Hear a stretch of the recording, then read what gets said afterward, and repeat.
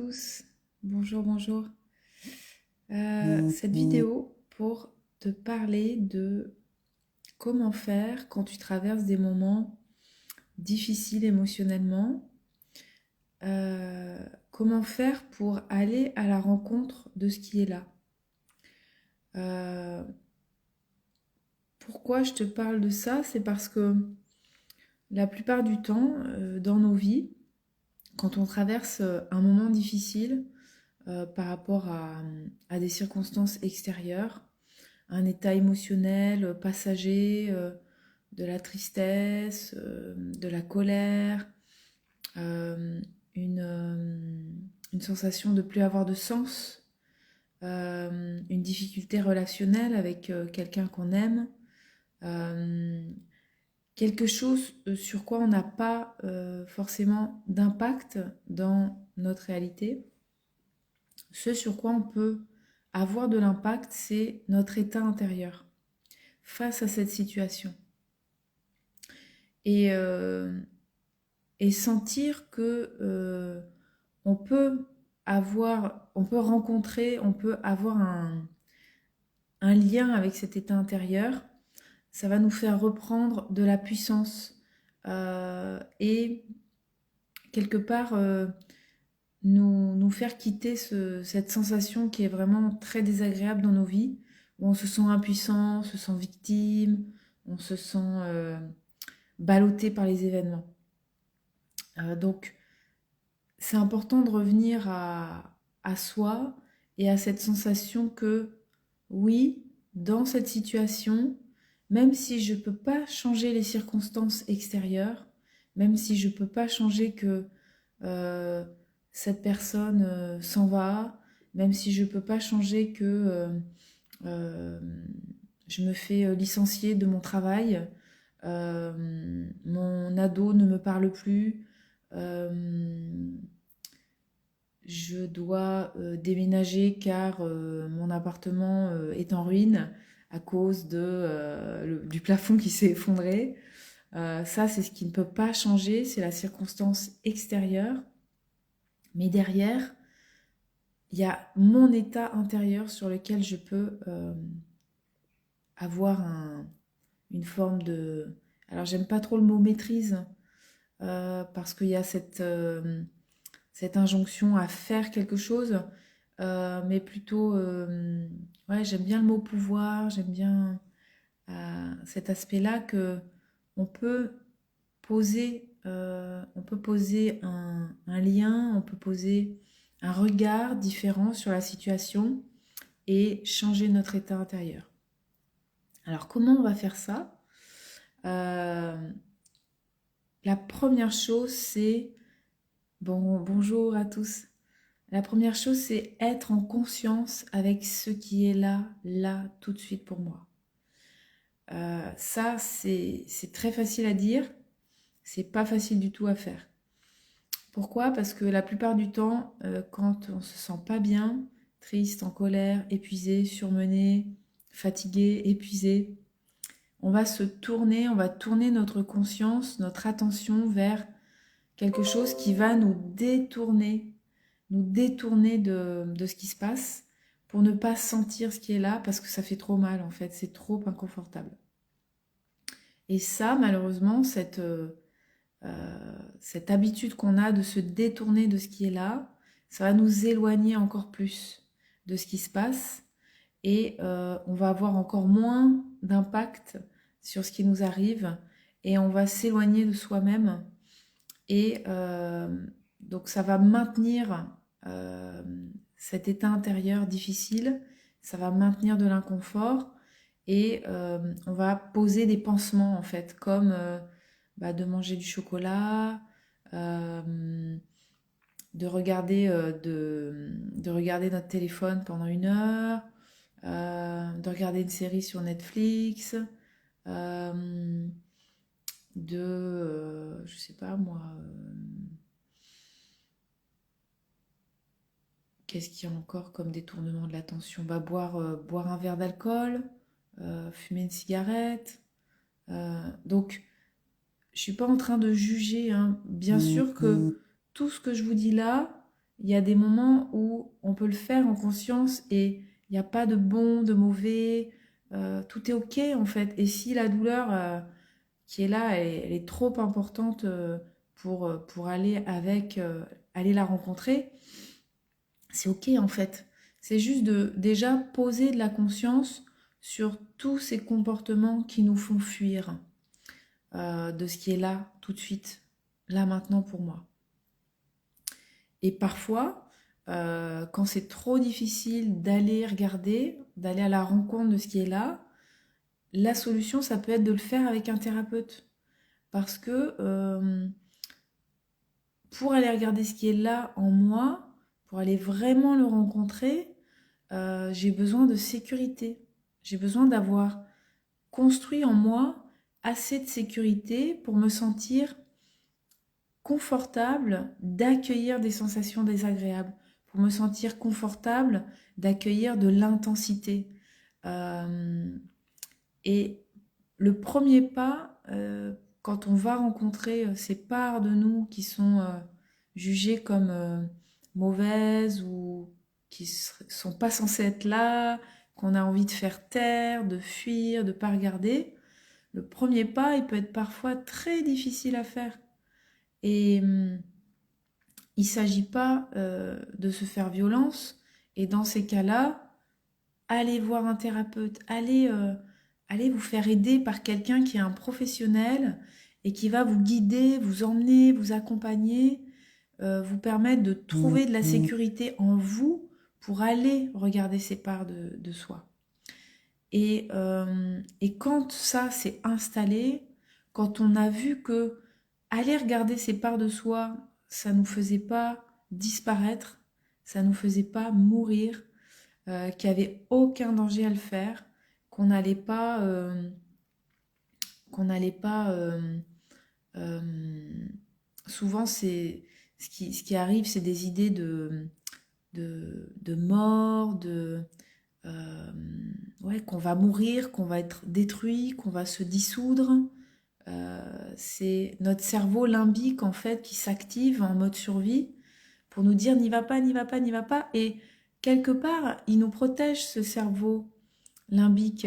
Euh, il nous protège parce que dans la mémoire qu'il a engrammée, toutes ces situations sont dangereuses en fait. Donc c'est complètement un mécanisme adaptatif naturel de notre être, sauf que ce mécanisme adaptatif qui s'est créé quand il y a eu cette situation par le passé, souvent quand on était bébé ou nourrisson, et qu'on n'avait pas les ressources pour vivre cette expérience d'intensité, et donc ce cerveau, il nous a protégés, et on a enregistré l'information à ce moment-là, je dois me protéger, je ne peux pas vivre cette intensité, c'est trop dur, trop fort, trop tout. Bah, cette information, elle est plus adaptée maintenant qu'on est adulte et qu'on peut trouver d'autres ressources. Et donc, il va s'agir de rencontrer, activer, euh, éveiller, façonner d'autres ressources en nous pour pouvoir être autonome par la suite. C'est-à-dire que si au début on a besoin d'aller voir un thérapeute, et c'est complètement ok, et ça va nous donner les cartes ensuite pour aller le faire en autonomie, être capable de le faire et sentir aussi euh, face à une situation, est-ce que là j'ai les ressources pour le faire? Est-ce que là c'est trop pour moi? Et à ce moment-là, avoir aussi l'autonomie de pouvoir répondre à ce qui est là, à la difficulté, et de savoir où chercher du soutien, où chercher de l'aide. Et de ne pas rester tout seul ou toute seule dans mon coin avec mes trucs là, en souffrance, à tourner en boucle avec tout ça et à pas sortir de ma souffrance. Euh, donc l'autonomie, c'est à la fois pouvoir écouter ce qui est là avec soi-même et ne pas en avoir peur, ou en tout cas en avoir peur, mais écouter la peur, la regarder et ne pas s'y identifier. Et c'est aussi quand c'est trop fort pour moi, vers qui je vais aller, vers qui je vais me tourner. Est-ce que là, au lieu de rester devant ma série Netflix tout seul avec mes mouchoirs et mon chocolat ou ma glace, j'ai pas besoin plutôt d'aller marcher? Est-ce que là, en fait, j'aurais besoin, au lieu de rester seule dans ma souffrance et dans ma solitude, à appeler un ami et à lui dire j'ai besoin de toi, est-ce qu'on peut passer un moment ensemble, est-ce que euh, tu peux m'écouter? J'ai besoin que quelqu'un m'écoute et me soutienne. Donc ça, c'est un nouveau schéma qui va se construire euh, au fur et à mesure des pas qu'on va poser avec soi-même. Mais on ne peut pas le faire si on est tout le temps en fuite, si on n'écoute jamais ce qui se passe à l'intérieur. Et alors comment on écoute ce qui se passe à l'intérieur? Euh, Simplement, on va couper toutes les distractions extérieures et on va s'accorder du temps, s'accorder un espace de vide, de silence. On va couper les vidéos YouTube, les conférences, les documentaires, la musique, la radio, la télé. On va s'asseoir à la table avec soi-même avec l'intention, comme si on accueillait un ami, l'intention de s'accueillir pleinement. Et juste, on peut s'allonger, s'asseoir, se mettre dans une position confortable, aménager de l'espace autour de soi, prendre une couverture si on a froid, et simplement écouter, observer. Qu'est-ce qui se passe là, maintenant pour moi? Est-ce que j'ai une émotion? Si j'ai une émotion, qu'est-ce que c'est? Est-ce que c'est de la tristesse? Est-ce que c'est de la colère? Est-ce que c'est de la rage? Est-ce que c'est de la lassitude? Est-ce que c'est du découragement? Écoutez. Et quand je sens cette émotion à l'intérieur, où est-ce qu'elle part? Qu'est-ce qu'elle active? Où est-ce qu'elle est dans mon corps? Qu'est-ce que c'est les sensations physiques qui sont là? J'écoute.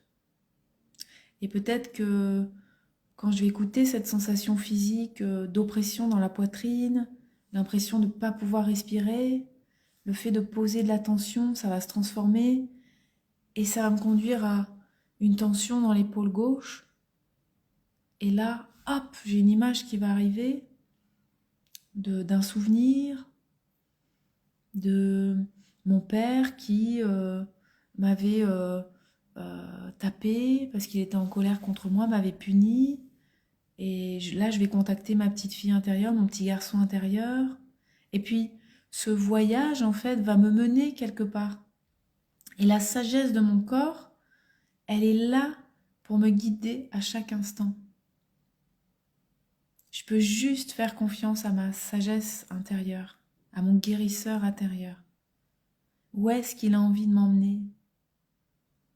Qu'est-ce que cette sensation a envie de me dire là tout de suite?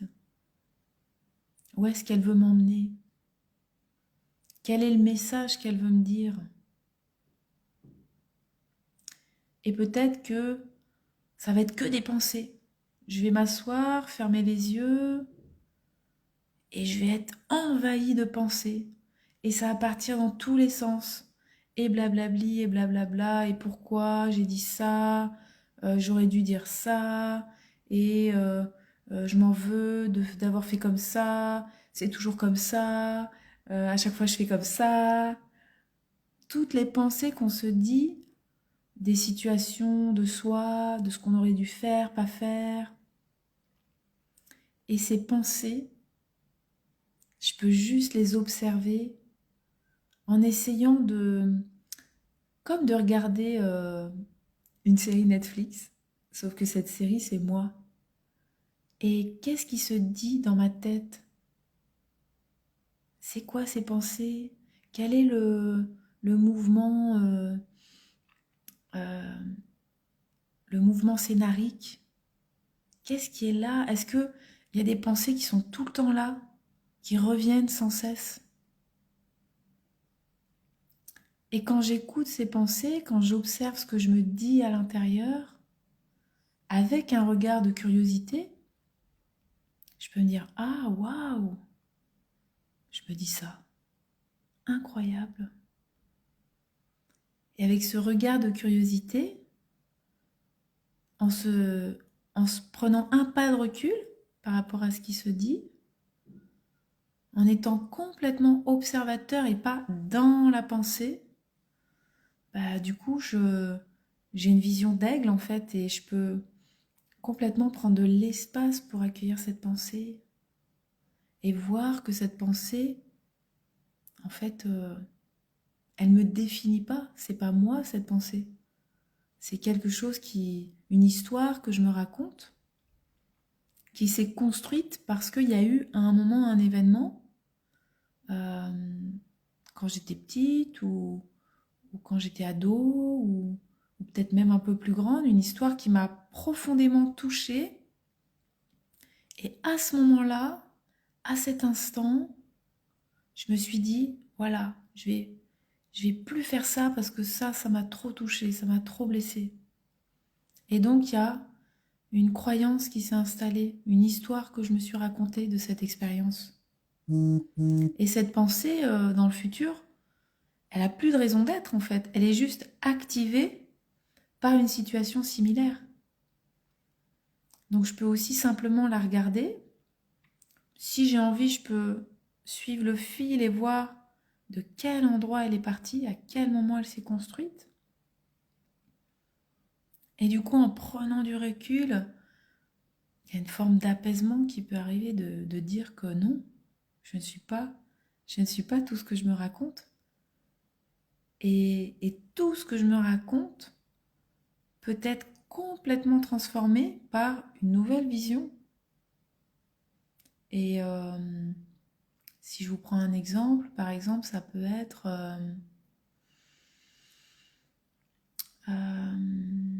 quel exemple je pourrais vous prendre? Voilà, là, en ce moment, je fais pas tout ce que j'aimerais faire dans ma vie, tous les projets que je crée ne fonctionnent pas.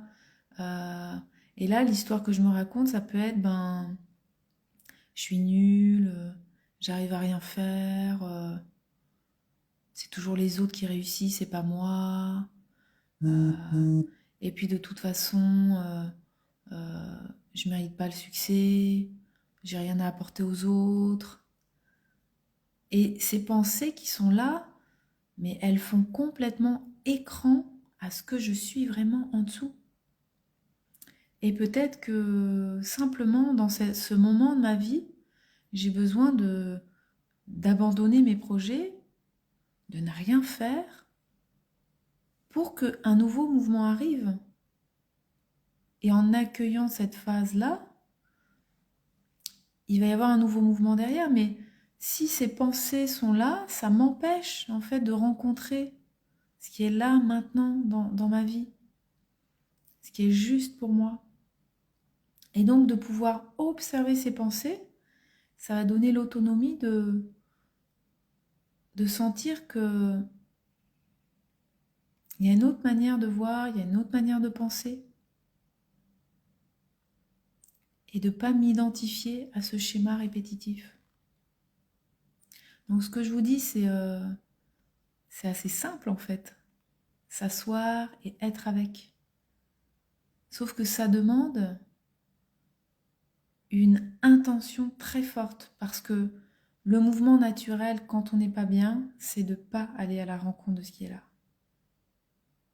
En fait, ça demande beaucoup de courage et de force. De se dire, ok, j'éteins le téléphone, j'éteins la radio, j'éteins la télé, et là, je m'assois avec ce qui est là. Et je vais être en contact avec de l'inconfort. Et j'accepte d'aller être en contact avec l'inconfort. Aller à la rencontre du vide, du manque. Qu'est-ce que ça fait? Et en le faisant, sans avoir l'intention de changer quoi que ce soit, quand je m'assois, je me dis pas, là, je m'assois pour aller mieux. Je m'assois pour rencontrer, être en contact. Si je m'assois dans cette intention d'ouverture et d'accueil, il va se passer des trucs incroyables que j'imagine même pas.